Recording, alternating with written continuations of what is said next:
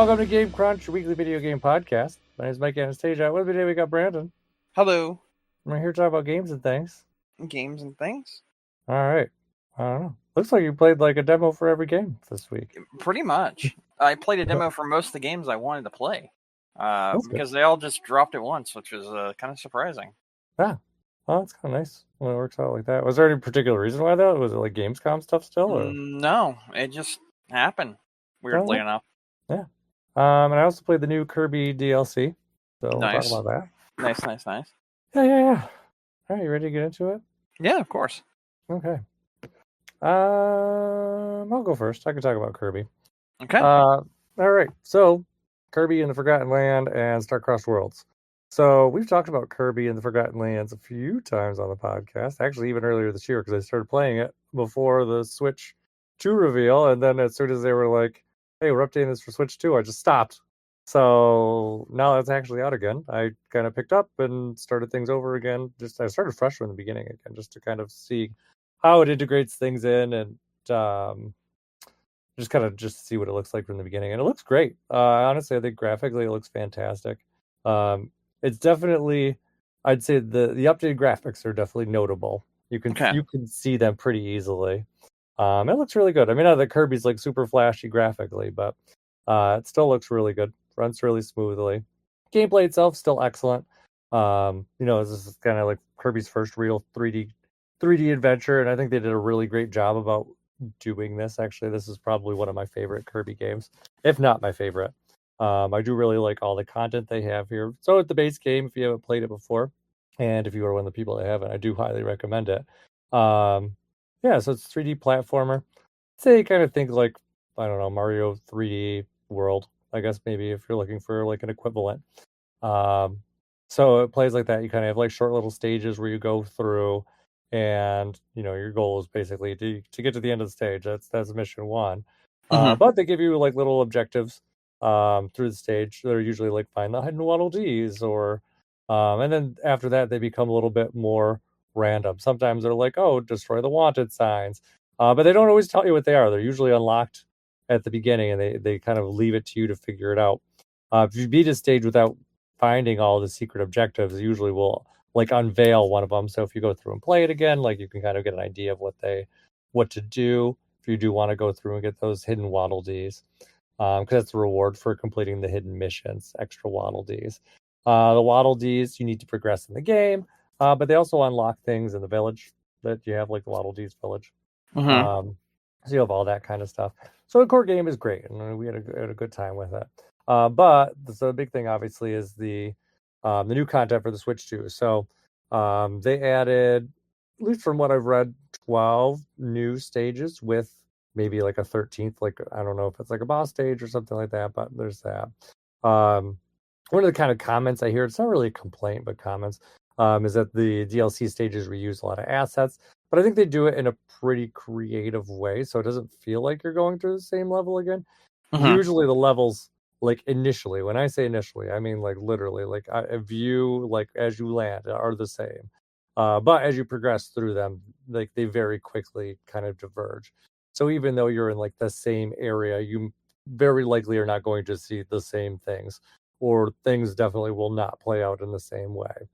So kind of the initial concept of Star-Crossed World is like a comet lands with some, I don't know, evil thing inside it, and there's these things called Starries, which are the DLC's equivalent of the Waddle Dees that you have to go through and collect, and that's how you kind of reseal this, whatever this bad thing is back in its meteor or whatever. So each stage you're going through, and you got to go through, and you got to get to the end, get the Waddle Dees, and then complete the missions to get more Starries to seal up this meteorite. So that's where that is. But honestly, I found the levels in this one to be much more in depth. So basically the way that it works progression wise as you play through. So you beat a world, and then after you beat that world, that's kind of when you beat the first world. Even that's kind of when the Star-Crossed World stuff kind of comes out. So that kind of starts. And each time you beat the boss of a world, then you'll get the new DLC stages for that world to kind of populate. So you go through, you beat the boss, then you get 2 stages to go through.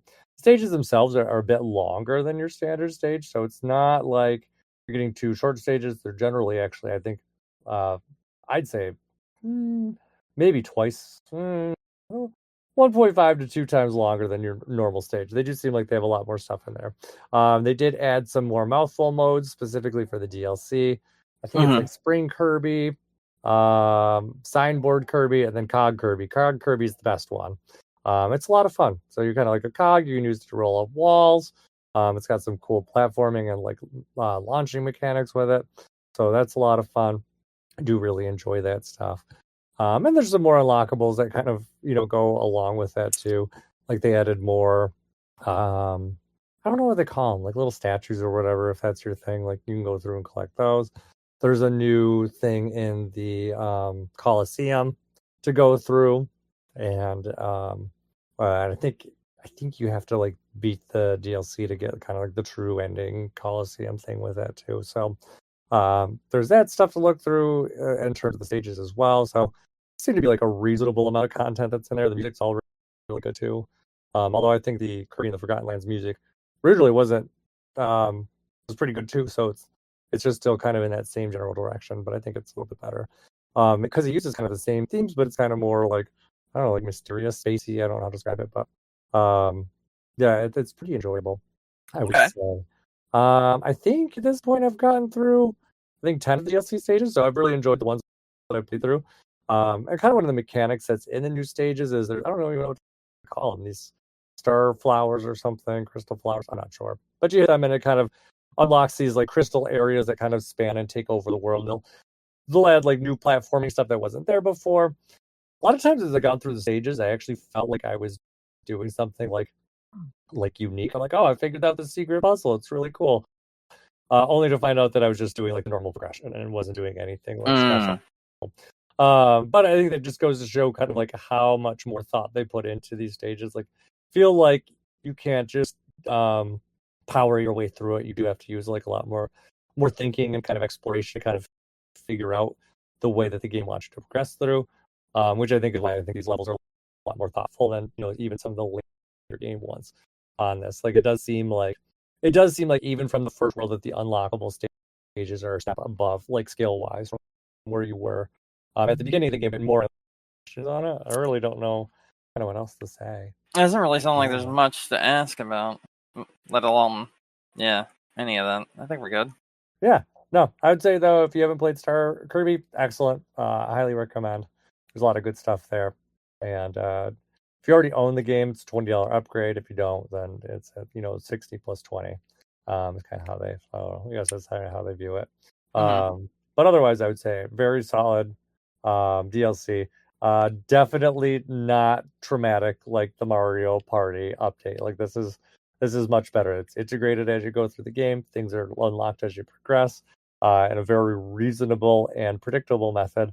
And things are not segregated out based on which version you decided to activate when you turned on your system. It's just one game. So that is good. I would say still highly recommended, even better with the DLC. So that's where I am. Okay. All right. You want to talk about your demos? Yes, absolutely. Okay. So for some reason, a bunch of things I wanted to play got demos all of a sudden this week.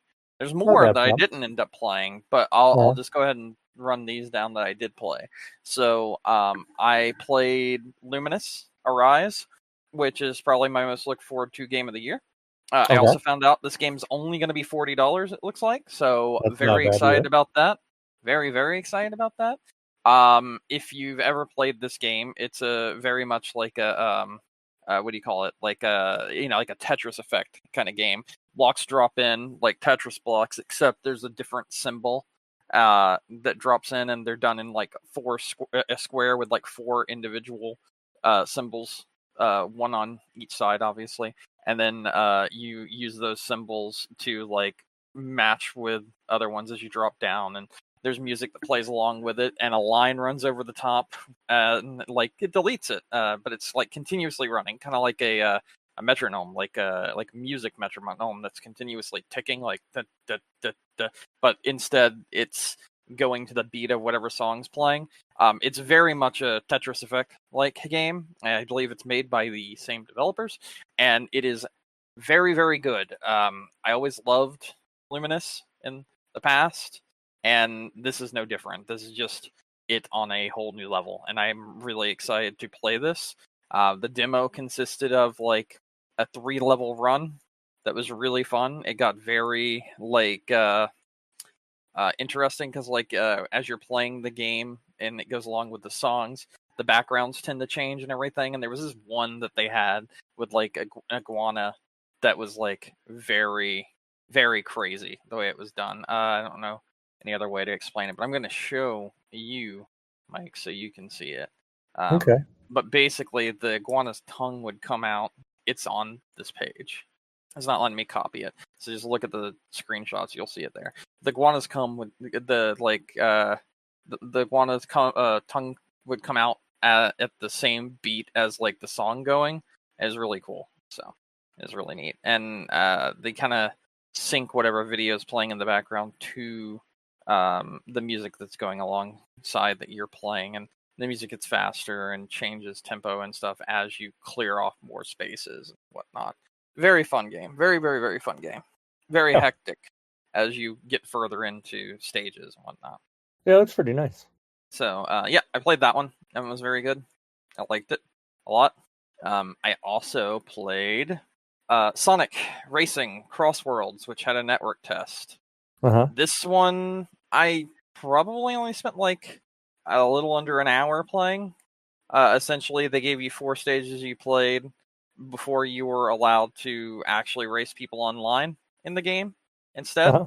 And I liked this a lot. I'll probably play it sometime in the future, buy it on a sale or something. Again, there are too many games that are coming out this year, specifically in like the next month. Like this month, I probably got like 8 games that I want to buy. So Sonic's gonna have to wait. People for be now. pretty optimistic on that Sonic, that Sonic racing game.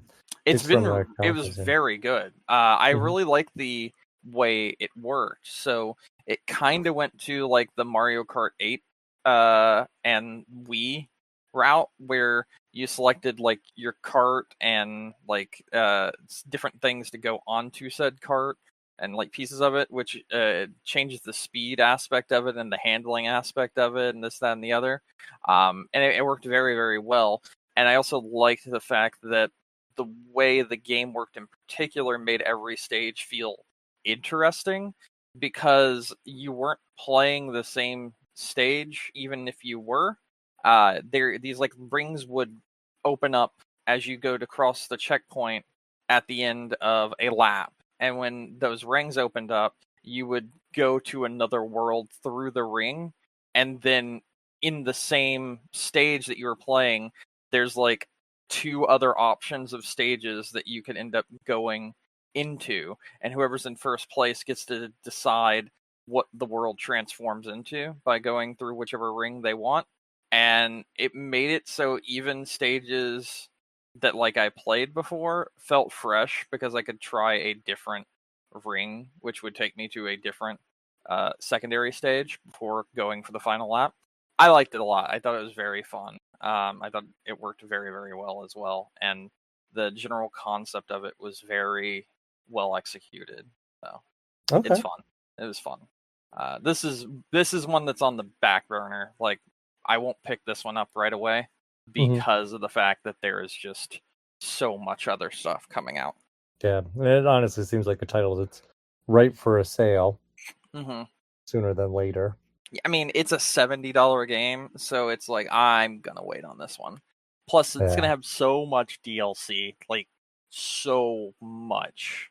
We've already seen like some of the characters that are coming out. Like we saw Minecraft and SpongeBob and Pac-Man and Ninja Turtles and Avatar, and I mean, there's a lot of stuff coming out, and that's just in the first season pass, and that's just what we know so far. So I think this is definitely a wait and see how everything turns out. But the game that's there right now, if that's the game that you would get right now when this releases, then it's already got like the workings to be a very good kart racer.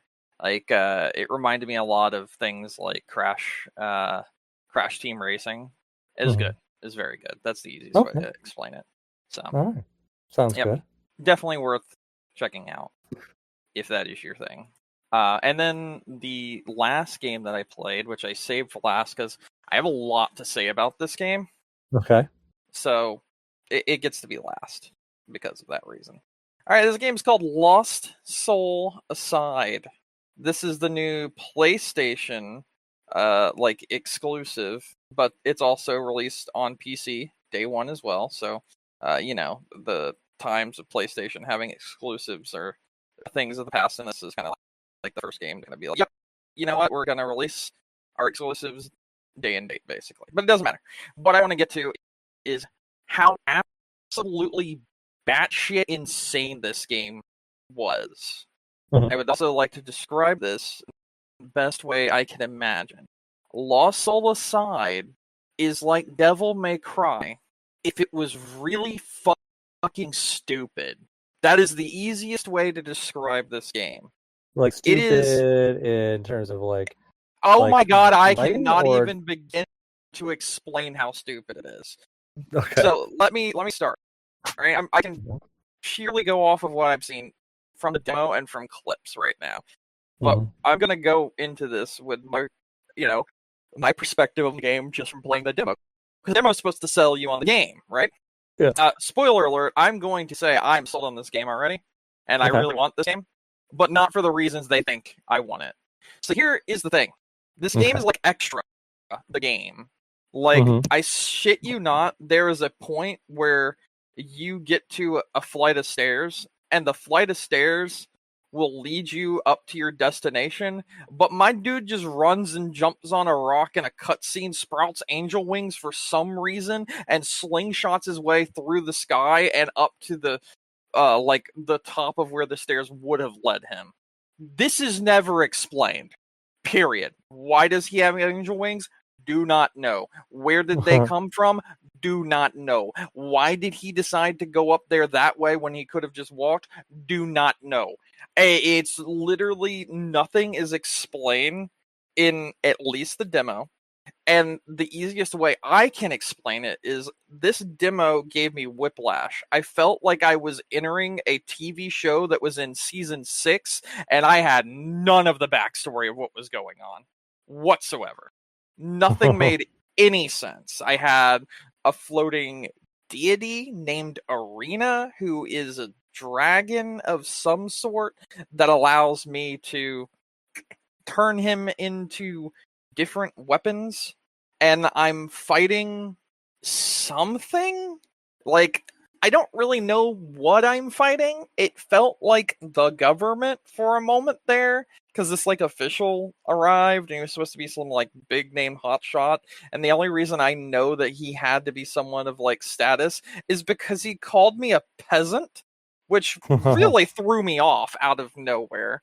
And then I had, like, a fucking 10-minute fight with him, because there's, like, multiple different, I want to see if I have something. I want to see if I actually have video footage of this game, because I really hope I do, because it's the most ridiculous thing I've played in a very long time. I do not. That's a damn shame.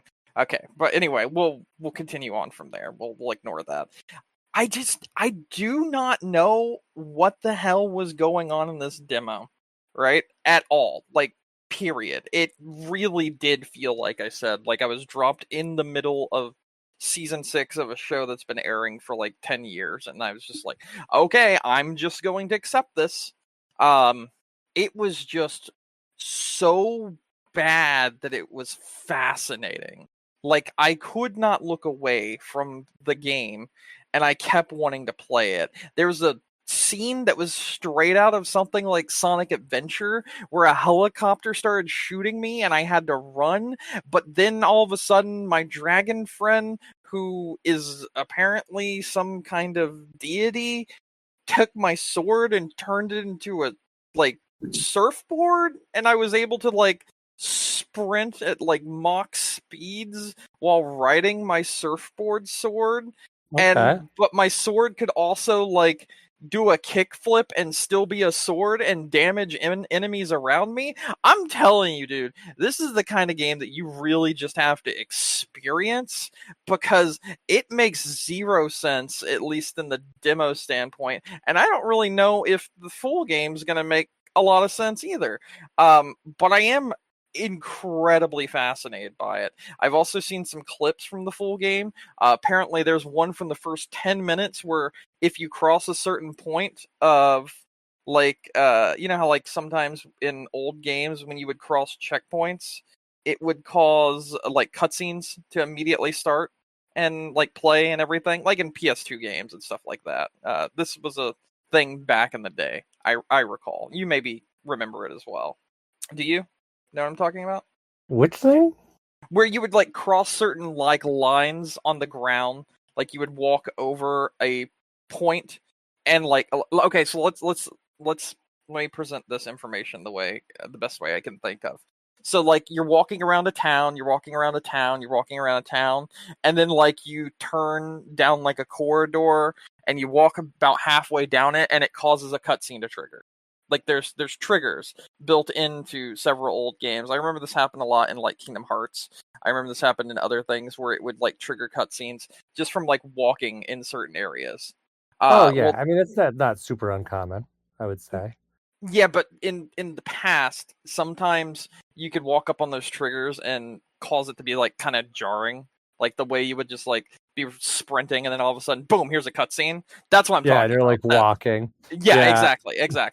That happens in the first 10 minutes of this game. You literally have just entered town and you're walking up the stairs and then you're walking around and then you walk past this one woman that's selling like produce, and then a cutscene just boom jumps straight in, and the cutscene is of like this police officer talking to a kid, and the kid's like, "I don't understand," and he kicks him in the head and he like kicks him into a box that then explodes as the kid hits it.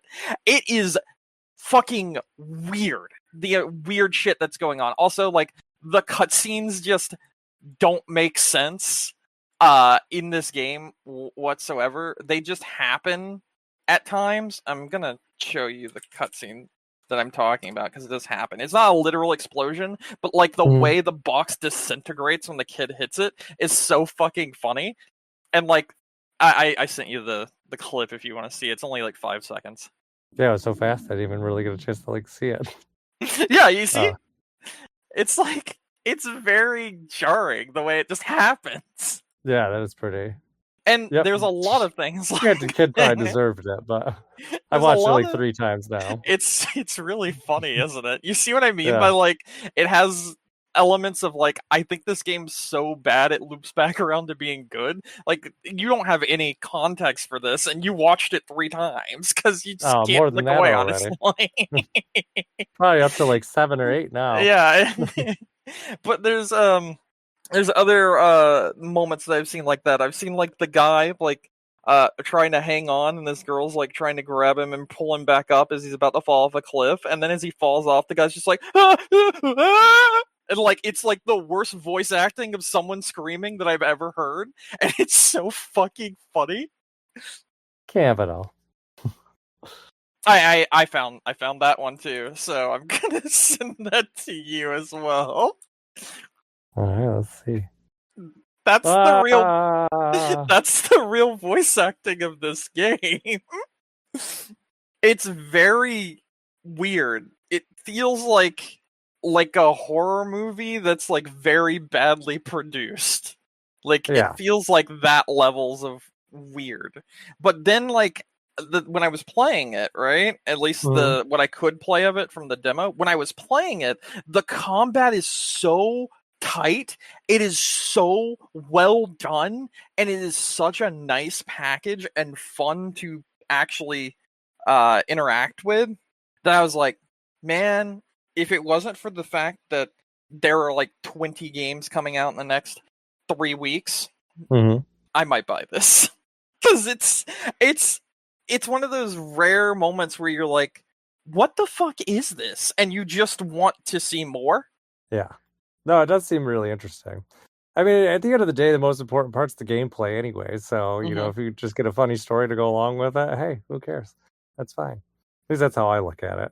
Like, yeah, I know, I agree. Mm-hmm. Yeah. Like, this stuff, it seems like I think my thing is it seems comical, but I agree with you. It's not bad. It's like good bad. Exactly. Yeah, just like you would expect with kind of like a B horror movie, like you would expect it to be, kind of like cheesy, but like embraces the cheesiness. Or at least that's kind of how it seems like it is. I don't know if it's embracing it or if it's just. I don't know if it's that or if it's just the room levels of cheesiness. I don't know yet. I don't have enough information to go off of, like where they're being so sincere. You know what I mean? And they're trying their hardest, but they just don't have the talent to do it. But they're really giving it their all. That's what I feel like this is going to be. Because this was originally a game made by one person. Mm-hmm. The person was working on it during the COVID, during the pandemic. And they were working on it by themselves. And then towards the end of it, Sony was like, hey, we'll give you a bag. And we'll give you 39 more people to work with you. And from the looks of it, what happened was from that, then Sony was like, hey, I kind of got you to join. And now I'm going to force you to put this out as fast as possible. And so the person didn't get to put their all into it, but they tried their absolute damnedest to do everything they could with the time that Sony allowed them. Yeah. That's what it feels like from what I'm seeing and from some reports that I've seen. It's some dude that got in over his head that just wanted to make a cool ass game that had an interesting fight system, and then Sony was like, but what if we gave you a team and money to make it? And the guy was just like so starstruck, he's like, oh, that sounds awesome, I will gladly do that. And then Sony basically turned them into a whipping boy, like, finish the game, and just like made him rush it out. So that surprising. It's like the only studio that they've done that to, because usually they're just like, oh, just go and do whatever the fuck you want, we'll check back in a couple $1 billion. Actually, yeah, this is not the only time that has happened. There's another very specific time that this happened as well, and it's probably one of the most well-known cases of this happening. Oh, where Sony was just like, you have a deadline and you got to follow it? Yep, and then they forced out the project when it was not ready, and then the person left Sony, and they went on to change the game from being one of the most hated games ever to one of the most beloved games ever, and they've now put out about 42 different expansions for the game as well that they gave to people for free as an apology. And that game was called No Man's Sky. And that was another indie team that Sony picked up and did this shit too. So this is not the first time that Sony does it, and they tend to do it to their indie teams. Well, really, it is the right decision at the end of the day. You got to set deadlines. Like, that is a thing. And as strange as it sounds, it seems like it actually ultimately worked out better for No Man's Sky in the long run too. Yeah, once they got away from Sony, it worked out better. Once they got away, yeah, exactly. Because in their case, really, I think they needed support to get through that initial launch, which Sony obviously did give them, and gave them money for the baseline game, and then from there, they were able to reinvest that money and make the game a lot better. Mm-hmm. I was just reading something new that they added the other day, and I was like, well, that's pretty wild. They did. The new expansion came out yesterday. Yeah. So, and they're still going crazy with it too. In this case, Lost Souls, the side game, my guess is, in terms of like the silly kind of voice acting, they probably didn't get enough money to avoid like insane voice actors, but not so little that they had to do it themselves, and that's probably why you have this nice mix there. So yeah, and actually I think incidentally, I did see some good comments on this game very recently as well too. So it seems like at least some people are enjoying it, so that's good. I think this game will be something that is looked back on. If my assumption, my impression of this from the first, because I had not laughed as hard as I had in a very long time while playing the demo of this game because it was just utter fucking nonsense and it expected you to just accept it. And I did, and it was fucking hilarious when I did so. If the actual game is anything like that, I think that there is absolutely a chance that this would be like a hidden gem sort of deal. I can see that. Definitely gives off that vibe, I would say. Mm-hmm. Reminds me a lot of like old school, like Suda, for people new. It does, honestly. Yeah. It feels like well, I know people knew him already, but it feels like Killer is Dead instead of like Killer 7, like the game that came out after Killer 7 Killer's on the Dead is Xbox trash, 360. but yeah, that's Killer's Dead is not bad. That game was horrific. I think it's my least favorite Suda game. I think you need to play it again. Not unless they patched it, because the last version I played was like absolute garbage. Well, you know what? Having played it on PC, maybe that's why my experience is slightly different. Yeah, I played it on the PlayStation, and it had. I do recall that it had horrific issues with Unreal Engine and screen tearing. Damn, even back then, Unreal Engine was a piece of fucking shit. So yeah, when we talked about Unreal Engine last week, like, and I'm like, oh, it's been going on for a while. This is the game that always like asterisks that for me. Like that's how I recall. Like, oh yeah, like Unreal Engine has issues. Remember, Killer is Dead. Like that is like it's like so entrenched in my brain. I mean, it was a very Suda game, and I don't necessarily remember like disliking the. I don't know. My biggest complaint about it, like in memory, was the graphics and the poor performance. That is what I remember about that game. I really don't remember much about gameplay. Obviously didn't stand out to me enough, kind of one way or another. Otherwise, I remember the story had something about the moon in it, and that's about all I remember. Okay, it had something to do with the moon, right? Yeah, I think so. At like near the end, but I don't remember what. I don't remember why. I don't remember any of that. I just remember Unreal Engine, screen tearing, and moon. Like those are my like takeaways. I think the game had like lightsabers things too, but not uncommon with Suda games. Because it did kind of remind me. It did kind of give me off like a No More Heroes like spin-off vibe, but it wasn't. Yeah. But no, that game. Like I said, I don't know if they ended up going through and repatching it. It's something if they re-released it and made it better, I'd be willing to retry it. But I was at least the PS what was it, PS3 version that I had did not stand up. So because it was not a PS4 game, right? It was PS3. No, it was PS3. Yeah, that's what I thought. So yeah, it's my dated thoughts on Killer's Dead. Yes, I don't think those are necessarily dated thoughts. Well, I don't have clear thoughts on it. You probably go through the episode. I'm sure it's probably. I mean, we'll probably see. Yeah, we'll figure it out. Killer is Dead. Let's see when that was. Episode 51. If you want to check it out, apparently that is where we talked about it. I see. Yeah, so there you go. Way back when. We were also talking about Titanfall, Watch Dogs. Damn, that's crazy. Yeah, Mario Kart 8, and the Killer's Dead. That was the excitement back in June of 2014. So, yeah. Anyways, anything else you want to say about the game? No. I just think that Lost Soul-Aside is a very interesting game that people should check out, but just maybe not for its $70 price tag. Let's just give it a little while. It'll definitely be in bargain bins soon, I think. Yeah, it's fair. Especially, I would think, with Sony's backing, it makes it a little bit more likely, I would expect. Yeah. What else? I think that's it for me. I think I got everything that I needed to say out there. Okay. I did not see any wild news this week. I looked. Nothing terribly exciting. The only thing I did see that kind of cropped up in the last week is there's a rumor there's a Nintendo Direct next week. Oh yeah, I heard about that.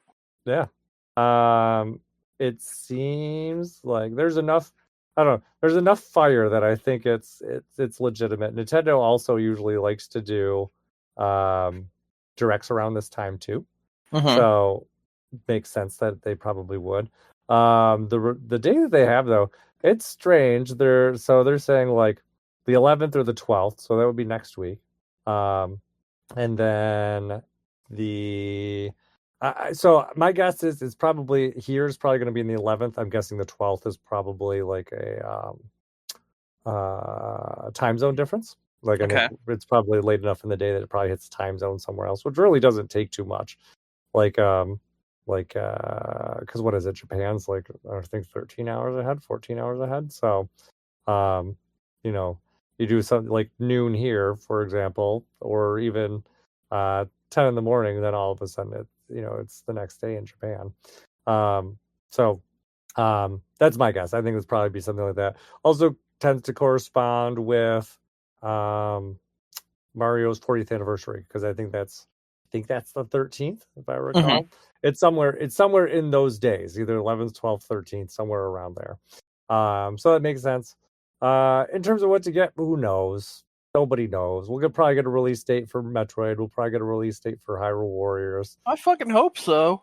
Yeah, that would be my two guesses, for those. I still think Hyrule Warriors might be in December. Saw something wild out in the wild. Yeah? Something wild out in the wild? I was at with your Breath of the Wild. I was at Walmart yesterday, right? Mm-hmm. Okay. I saw 10 Nintendo Switch 2s just sitting behind the glass. Oh wow! Just there in the they've wild. done a great job to keep maintaining the stock, at least as far as I can see. Yeah, but like no one like was trying to buy them or anything, and it was like peak hours. I was just like, oh wow, okay, that's weird. Yeah, who knows? I mean, it could be. I don't know. I don't know if they're going to start having. Oh, the stock's been pretty terrible. I have not seen a single Switch 2 in the wild until yesterday. Yesterday's the first day I've seen a Switch 2 in the wild, and I've gone to places like GameStop, Target, Walmart, like weekly. So I've never seen them there. And this was the first time I've seen them in the glass case, as well as physical Switch 2 games, or game key cards, I guess, in the glass case as well. So this was the first time I saw that out in the out in public. Yeah, so that's good. And maybe they just stocked them. I don't know what time of day it was. I guess it really doesn't matter. It was like just straight up in the afternoon, like 1 o'clock or something. Oh yeah, so probably reasonable for them to just have gotten them in and out. And I will say, there haven't even been like setups like where you can demo a Switch 2 or any SKU on the floor until yesterday of Switch 2. This is the first time I've seen that as well. Oh, so interesting.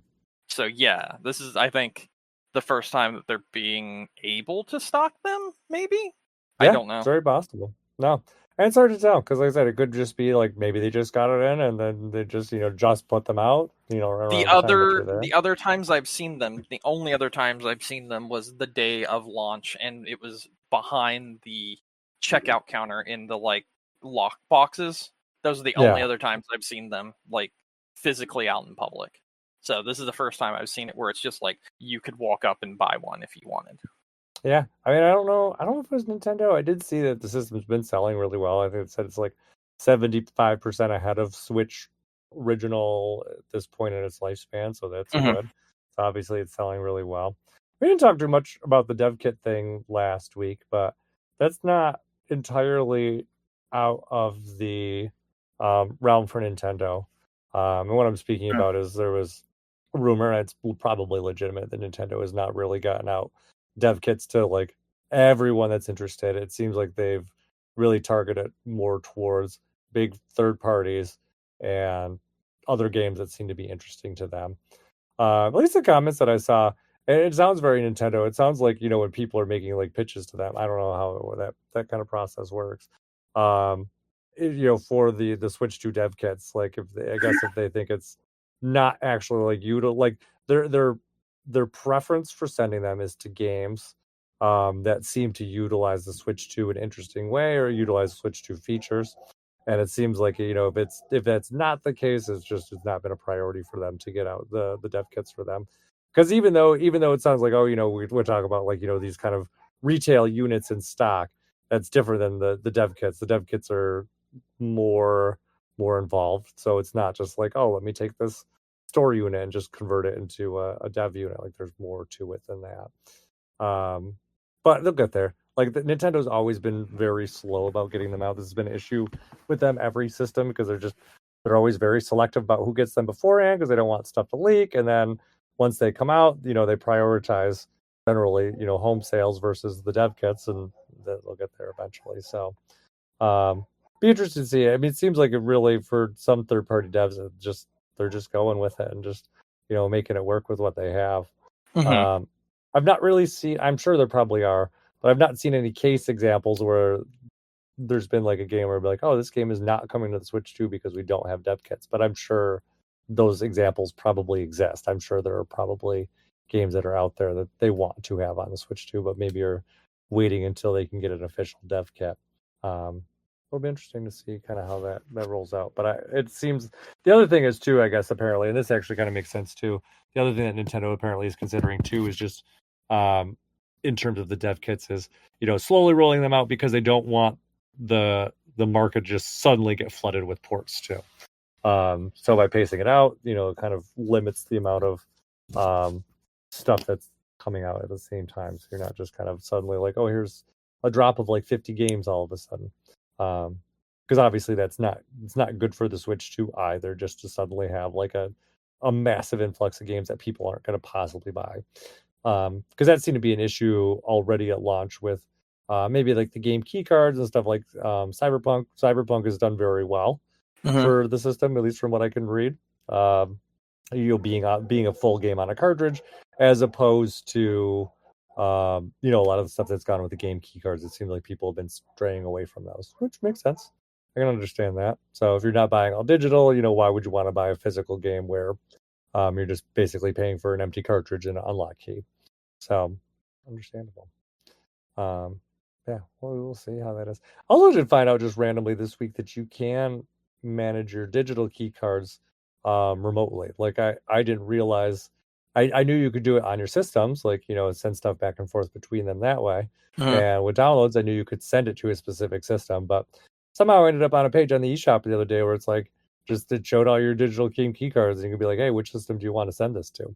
I thought that's cool. Did not know that was a thing. I didn't either. You can so you can just be like, okay, I want this game on a different system, and that should too trigger, like if it's not a game that's already actively loaded on the system, I imagine that should actually trigger a download as well, and should kind of restart it if you had erased that data or never put it on there in the first place. So, and it's also very interesting. So, yeah. I have another thing to talk about very quickly before we go. That is that we got the price for Silksong, which is only $20. So the leak from GameStop was true. But also, it's fantastic that one game that's been in development for 7 years that people have been massively looking forward to was like a lot lower in price than I thought it was going to be. I thought it was going to be like a $30, $40 game, to be completely honest, because that's what a lot of indie games seem to land lately. I thought 25 at the absolute least, but it only being 20 is kind of insane, completely honest. Yeah, no, that is great. I mean, my guess is like they know that people are super excited for it. They know they're going to sell the copies for it. It seems like anything like the first one, it will have a lot of longevity. So I imagine that this delay was really just to well, I don't know if delay is the right word. I don't think it's had a set date before, but really just to make sure that everything is where it should be and the quality that they want it to be and meeting its expectations. And really, if you got a good game, it will sell. So while we're talking about this, I need you to look at the picture I just sent you real quick. Right. So you probably are looking at the little meme thing where the guy says, Silksong is only $19.99, and the guy on the floor is like, no, Team Cherry, I'm willing to pay you more money. Can you read the name of the person that posted this little meme? Oh, Sean Murray. The creator of No Man's Sky did this. Hey, that's funny. He knows. He knows. So, yeah. And that's a great example, of a game that just, reasonably priced, that really easy to get on sale quite a bit too. But lots of longevity out of it. So, yeah. I mean, they said they have like 200 new enemies and 40 bosses. That's kind of fucking nuts. Yeah, that's impressive. Yeah. So that's a lot. There's a lot coming. Well, and even like new planets and new planet types and stuff like that. Oh, Too, I was going with Silk Song. Oh, Silk Song. Yeah. Oh, yeah. For some reason, I thought you diverted back to No Man's Sky again. No. That was only for the joke. Yeah. Right. But that's fair. Yeah. But still, that's good. Good for Silk Song. Silk Song's got a lot going for it, apparently. So yeah. I wouldn't be surprised if it's like a 30-hour game, or like just longer than the original this time around. That's what I'm trying to say. How long was the original? To just finish the main game, it was like 20 hours, 20 or 23 hours, somewhere in there. That was like the median time that people are able to finish Hollow Knight in. Okay. So, but obviously, if you wanted to do everything, several people finished it in like 60 hours to do everything for like completionist reason. I'm expecting this to be like 30 or maybe even 40 just to finish the main game. From like the new amount of stuff that they said they have packed into it. Like that's what I feel like it'll be like. So somewhere it'll land around. Yeah, hopefully. It feels like this is going to be a substantial amount compared to the original. Hey, you'll know in 2 days. And they said specifically the reason why this game took so long is because they just had so much damn fun making it. Of course. So. Yeah. Hey, I mean, that's good. Hopefully, I mean, you can always tell, I think, if the team's really excited about what they're doing, you could see it reflected in the game itself. So, hey, you'll know in 2 days. Yep. And I guess the last thing I will say, which I just thought about, was I did watch my friend play for several hours. I have not gotten to play it myself, but I got to watch them play the new Metal Gear Solid game. Nice. The remake of Snake Eater. Mm-hmm. It is very much a very faithful adaptation, and I think it's very good from everything I saw. Like I think I'm gonna play it once they're done. It looked awesome. That's really the only thing I want to say about it right now. Like it had. Did they fix the performance? So they were playing on PC, and they have a really good PC. So I don't know how it's going on console. But at least I just remember PC, you saying that when you talked about it last week. I remember you were saying that the performance issue was on PC, or like at least the one you were talking about was on PC, even with like. No, well, I mentioned on console. I started with that specifically because it drops to like sub 30 FPS. When I was saying like the sub 30 FPS and stuff like that, I was saying like it can't even hold it on console. Like that's what I was starting with when I was having that conversation for the game specifically. Because I was just trying to point out how it's an engine problem specifically, and not necessarily someone's hardware isn't, powerful enough to. Gotcha. And then I also pointed out and like double backed how people with high-end hardware are having trouble with it also on PC. He has like not the top of the line hardware, but he has a very, very, very decent computer, much like myself. And he's been running it at 4K with performance mode enabled, which makes it 1080p upscaled to 4K. And he hasn't really had any problems. So that's better than what you get on console. I have seen it drop to like 52 and below, but like not enough that it's like, okay, this is unplayable, unlike what I've seen with the console version of the game. But the main thing I just wanted to say about it is very faithful to the original game, and does not seem like it strays at all. It seems like it's pretty much a 1-to-1 remake. And that was going to lead me to my next point. It's such a 1-to-1 remake that I've seen reports that there are codes in the game that you can interrogate people to give you for Metal Gear Solid Peace Walker. Oh. A game you can't even play anymore. Yeah. So I think that's kind of cool. Yeah. Yeah. Well, that's good. That's it. I mean, yeah. I'm going to play it myself once he's done, but and then I'll give more info on it. But like, I mean, it looks like they didn't fuck it up, at least from a gameplay and the way the game is created perspective. It does still have performance problems, obviously, like I mentioned before, but it looks like, there's sometimes you see remakes of games and it's like, this is kind of shit remake. This is a very good remake. It's similar to something like Resident Evil 4's remake that we got a few years back. Okay. Wow, that's good. Yeah. Hopefully holds up as well, too. I think it will. Or Silent Hill 2's remake. Silent Hill 2's remake was really fucking good as well, obviously. Yeah, both those are good. Yep. Did they add anything new to this game at all? Or no? So there's actually a new whole like control style. So, but to be what's the word I'm looking for? Faithful to the original, you could still do the pre-rendered like things like you would but you can also play it from a third-person perspective. Okay. Like over-the-shoulder third-person perspective. Mm-hmm. However, you can also have like the camera pulled back and the top-down perspective, like you could in the original Metal Gear Solid, like where it changes camera angles and yada yada yada blah blah blah, and that is still there if you want it, and if you don't, there's like a whole new way to play the game just in general, like controls and everything, and they translate really really well to the like modernizing the game, but not modernizing it enough where it's like, okay, this went too far, you know what I mean? Where like sometimes when that happens, you're like, okay, why did we do this specific thing? This doesn't make it feel like the original game.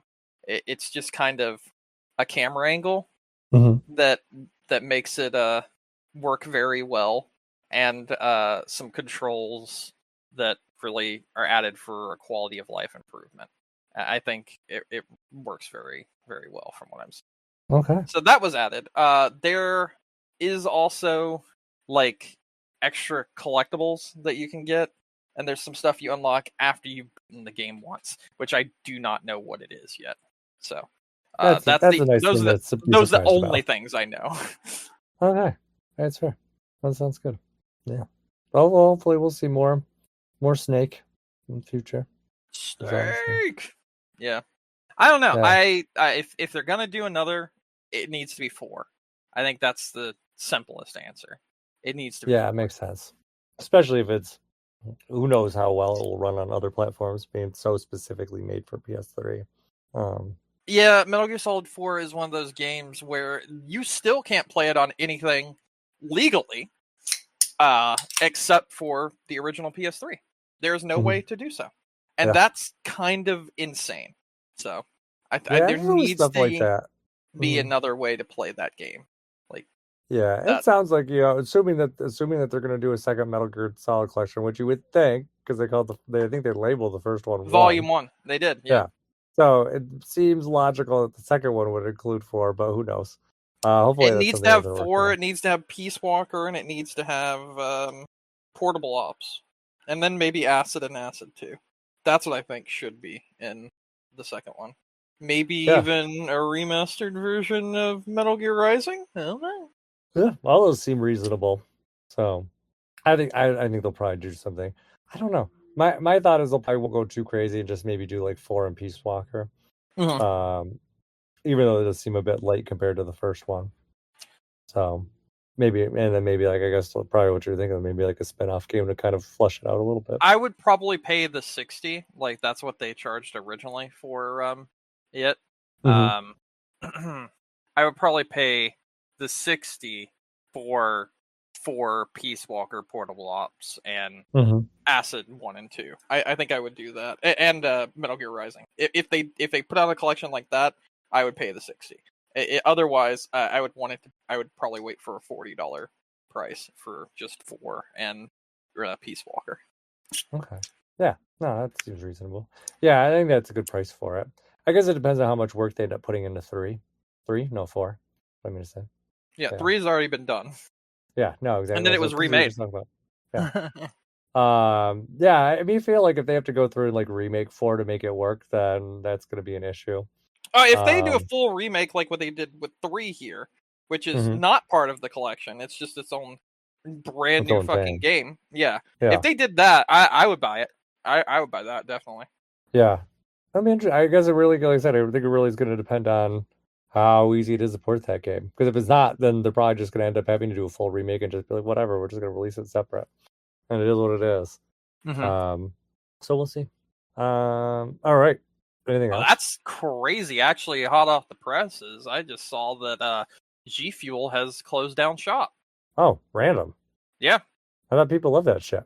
I thought so too, but they just put out a message that says, after years of shaking things up, fueling the grind, and rewriting the rules, it's the end of an era. We've had the honor of being there through the late nights, the big wins, the impossible comebacks, and the unforgettable moments that made G Fuel more than just energy. It's been an incredible journey being able to build alongside creators, gamers, streamers, and community that became family. Every tub cracked, every shaker raised, every memory made.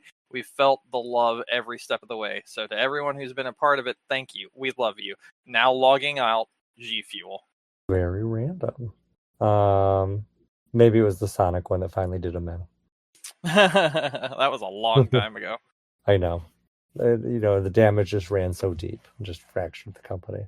Apparently, they've been having buy one get one frees for a while now. I don't know. So probably just sales just weren't sustainable.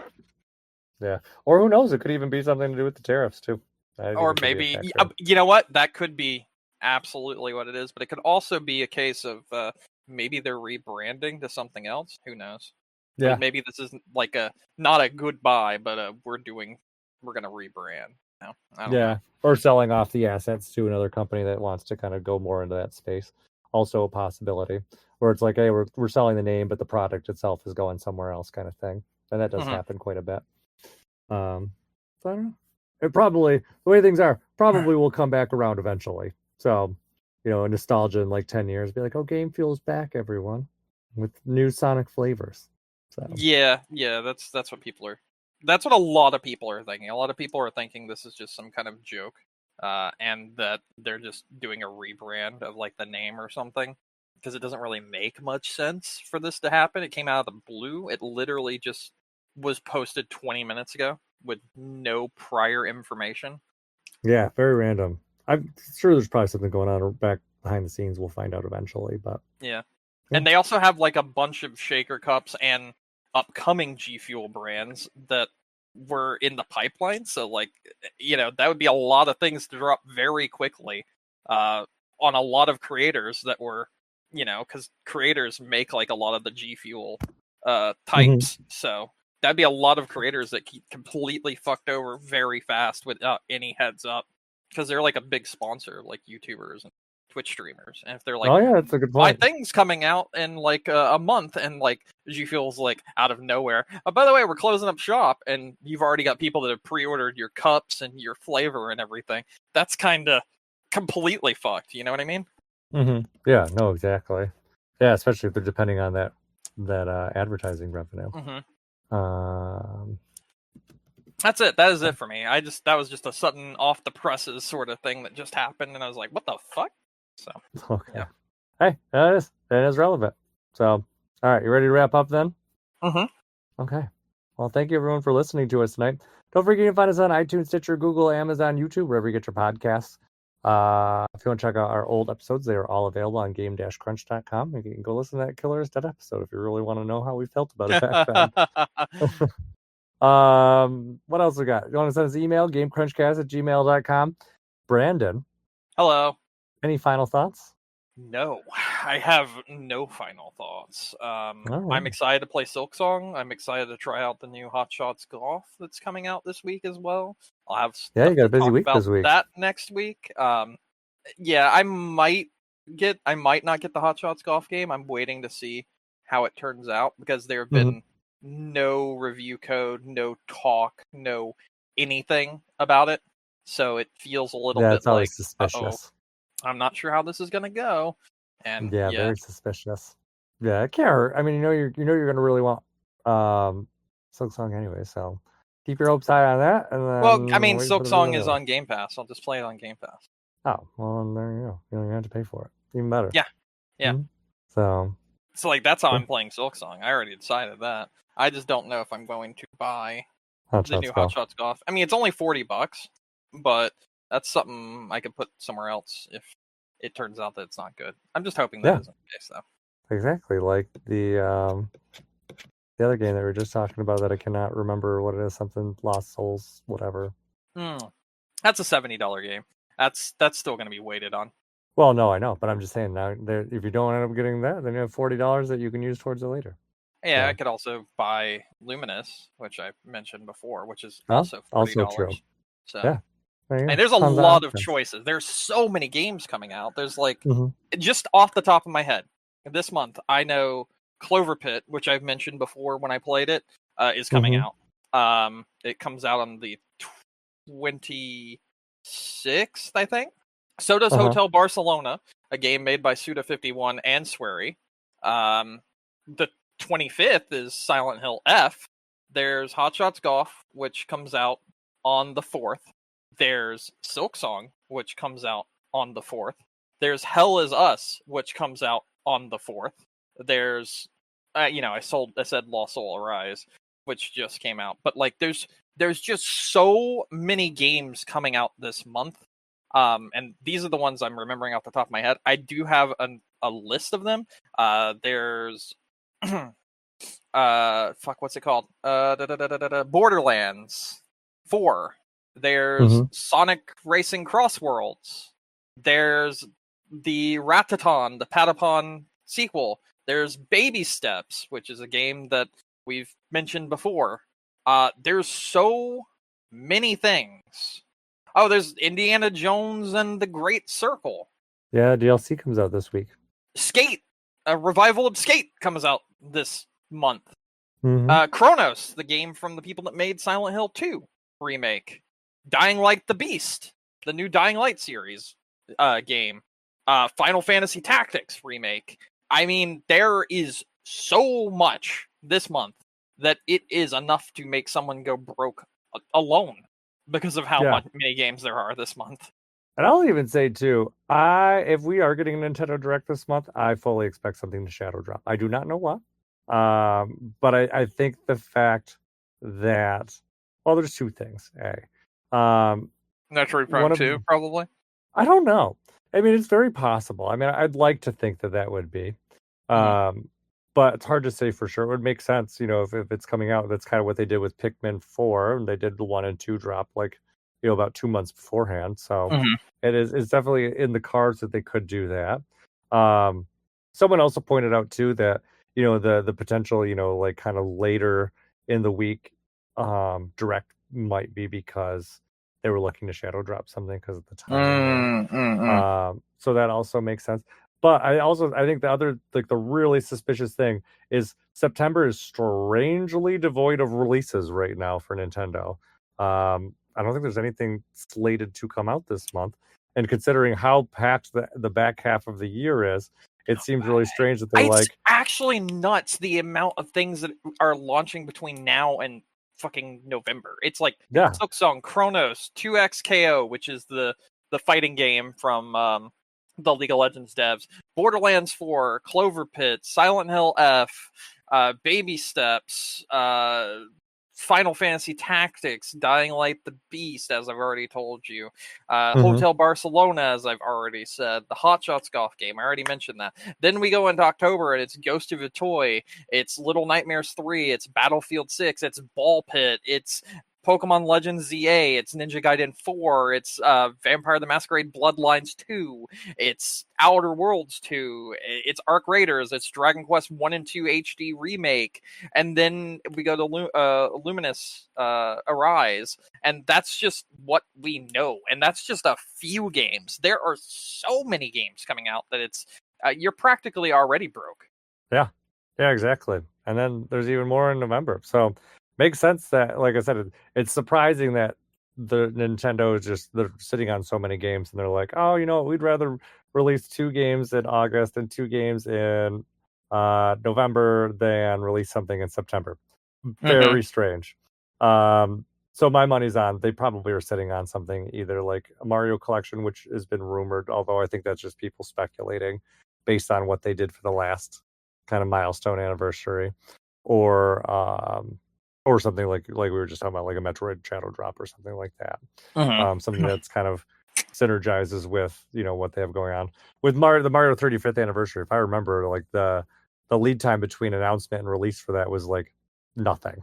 I think they did like maybe a week or so, and then they announced it at the Direct, and it was coming out like the next week, or within that month at least. It was a very short turnaround. So I could see them doing something like that too. One of the rumors is that they're going to do a new Super Mario Brothers collection. I mean, I guess that's a collection that they could do for Mario Anniversary. So, yeah, that would be like what would be like the Super Mario Brothers DS, Super Mario Brothers 2 on the 3DS, and then new Super Mario Brothers Wii. And those would be like the 3 there. So I mean, there's games there. Oh, some people are like, well, maybe they'll do Galaxy 2 in Mario 3D Land. Also possible. Like they have lots of ways that they could go if they're going to go that collection. But I do suspect we will see something Mario at the Direct, and probably maybe some early kind of information on the movie, because that's less than a year away at this point too. So, right? Yeah, it's early. I think it's early next year if I remember. I know they said the release date, but I don't remember what it was. Was it December? It's not this year, is it? That way. No, it's not this year. Okay. Let's see. But I'm pretty sure they announced. Did they announce the release date? I don't know, man. It is 2026. Okay. Oh yeah, there it is. Oh nope. No, it's this. I don't know. It says sequel set to be released April 3rd, 2026. Okay. And that's on the Wikipedia apparently. Oh well, that could mean anything. I know someone could have put it there. Let me try a different way.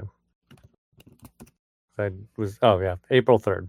So that is from their YouTube thing. So there you go. That makes sense because the last one came out on April 1st, 2023. Or at least that's what Google says. So yeah. So there you go. So yeah, so less than a year away. So it makes sense that they'd put out something new for that too. Yep. So yeah. All right. That's it. I got nothing else. There's just been too much stuff to talk about, actually. Okay. And I'll have more next week, like a lot more. Yeah, we'll be pretty busy for the next couple months, which is usually how it goes. Yep. So busy, then game of the year, and then dead. Yep, basically. Yeah. We'll have a random shadow drop during the dead point, but that'll be it. Yeah. That's normally that's the new norm for this. Although I was looking at my games, I mean, we need to wrap up, but I was looking through my games that I've already played this year, and I was looking through the stuff from the beginning of this year, and I'm like, wow, I actually did like a lot of just random shit at the beginning of this year to go through that dead time, because I was looking through the games that I played at the beginning of the year, because a lot of the stuff I played back then obviously was not new releases, it was old stuff. And I cleared a lot of games at the beginning of this year. Nice. So yeah. So who knows what this next one will bring. Anyways, you already did your spiel. So with that said, my name is Mike Anastasia. I'm online. I'm Clash of Penguin there, or on your favorite gaming console. Until next week, game on. Game on. Game time. Game on. Hit play. Feel the beat. Let's dive in. Mike and Brandon on the scene. Oh, with that game crunch flow. Talking bites, chips and screens, console tales and pixel dreams.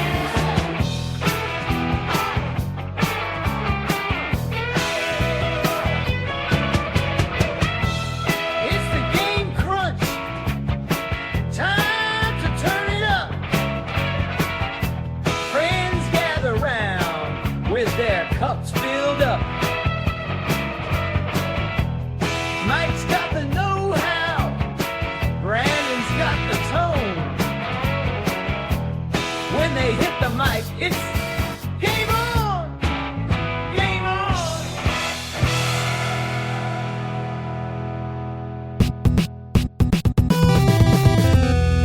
I don't have anything exciting this week. Me neither. Otherwise. Yeah. So I gotta go. I gotta eat because I've not really eaten in a while. So that's it. Yeah, you got anything else exciting? Yes, actually. I mean, like I said, I already told you those games that I'm going to pick up. But also, supposedly tomorrow the Gorillaz are announcing a new album, so I'm very excited for that. They have a secret show because they've been doing a show every night and performing a album in its entirety, even if they've never performed the songs before. So a lot of songs they've never performed live have been performed these last few nights. Mm-hmm. And the next night, which is tomorrow, the album performance that has been chosen is called Mystery Show. And there is no set list for it yet. And people that bought tickets don't know what they're going to see. And they ended tonight's show with a picture of a mountain in like a neon lit sign. And that has never been an image for any of their albums. Oh. I watch, they'll just be like, oh, it's just AI. We don't even know what it means either. Oh no, they don't do that because they get like everyone involved. They're very pro art. They are not an AI kind of thing. They literally have I don't know how much you know about gorillas, but the gorillas consist of one guy known as Damon Albarn, who is the lead singer of Blur, who you may know from the song 2 or the Woohoo song. Yeah. That's Damon Albarn. And the other person that is the main character of Gorillaz is Jamie Hewitt, who made the comic book Tank Girl, and he does all the animation for the band and all the like art for the band and everything. And then every other artist that is the Gorillaz is just rotated out from wherever they are at that moment in time. So they've had people like Snoop Dogg and Jack Black and Mos Def and like Bobby Mack and all these other people, because they are constantly just adding more people to the band. The band consists of whoever is currently collaborating with the band, and then the main lead singer, and that's pretty much it. So the fact that like this is new art from Jamie, and we've never seen this art before, and it's a new design, and it's not from any album that's ever existed, makes it everyone feel like tomorrow is going to be the debut of their new album, and the way they're going to debut it is live by performing the entire album live for the first time, and that's how people hear it the first time. Cool. So that's really fucking cool. Yeah. They also have up a museum right now, which is super neat. That has a documentary on the whole band in the museum. It's like a little 30-minute documentary that explains the creation, and also has like some behind the scenes stuff and whatnot. And then it has like all the art from throughout the years, and like the storyline, because the way the Gorillaz work is every single album has a overarching storyline to it. That's what makes it so interesting. All of their albums, because they're all interconnected via those storylines into like one main world, and it's super fucking cool. And yeah, so people are like, wonder what the storyline for this next album is going to be. The last album was about how shit spreads very quickly, and it was themed around cults and stuff. Is really neat. Is a okay album at best, but the general plot point was really good. That's kind of interesting.